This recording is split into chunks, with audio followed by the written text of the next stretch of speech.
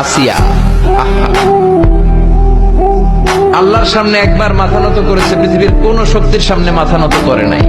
আসিয়াকে, আসিয়া এবং ফেরাউনের finance minister, অর্থমন্ত্রীর বিবি লুকিয়ে কালিমা পড়েছে, সাইয়েদনা মূসা আলাইহিস সালামের উপর ঈমান এনেছে। ফেরাউন শুনে দুইজনকে ডেকে নিয়ে আসলো।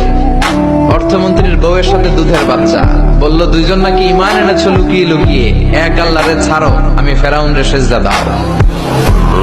এরা বলল জীবন যাবে কিন্তু ঈমান যাবে না, জীবন দিব কিন্তু ঈমান দিব।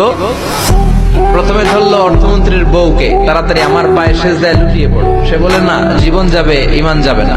বললো তাই নাকি, দেখি তোমার ঈমানের কত পাওয়ার। জল্লাদরে বলল কড়াইয়ের ভেতরে আগুন গরম করো, তৈল গরম করো, দুধের বাচ্চাটারে টেনে নিয়ে তেলের মধ্যে ছেড়ে দাও।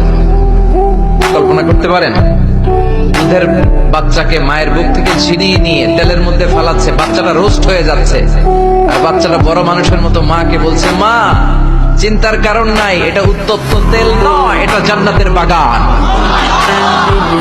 ভয় নাই মা, তুমি চলে আসো, তুমিও লাফিয়ে পড়ো, শাহাদাতের পেয়ালা থেকে মিষ্টি সুধা পান করো। মহিলার ঈমান আরো বেড়ে গেল। সে বলল আমি, জীবন যাবে ঈমান যাবে। ফেরাউন বলল তোর ঈমান কত আমি দেখে নেব। এই মহিলাটাকেও উত্তপ্ত তেলের মধ্যে ছেড়ে দেয়। বাকি রইল ফেরাউনের বউ আসিয়া। আসিয়ারে ফেরাউন বলল, আসিয়া এক আল্লাহর ইবাদত ছাড়ো, আমারে সেজদা দাও। আসিয়ারও এক কথা, জীবন দিব ঈমান দিব। ফেরাউন বলে, আসিয়া তোরে উলঙ্গ করব, বউ হয়েছিস, আই ডোন্ট কেয়ার।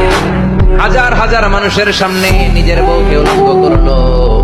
তক্তার মধ্যে উলঙ্গ বউকে শুইয়ে হাতের মধ্যে পেরেক ঢুকালো, পায়ের মধ্যে পেরেক ঢুকালো। এক একটা পেরেক ঢুকায় তক্তার মধ্যে ছিদ্র হয়ে ঢুকে আর ফিনকি দিয়ে রক্ত বেরোয়। আসিয়া চিৎকার মারে। ফেরাউন বলে তাড়াতাড়ি আসিয়ারে তেলের মধ্যে ফেল।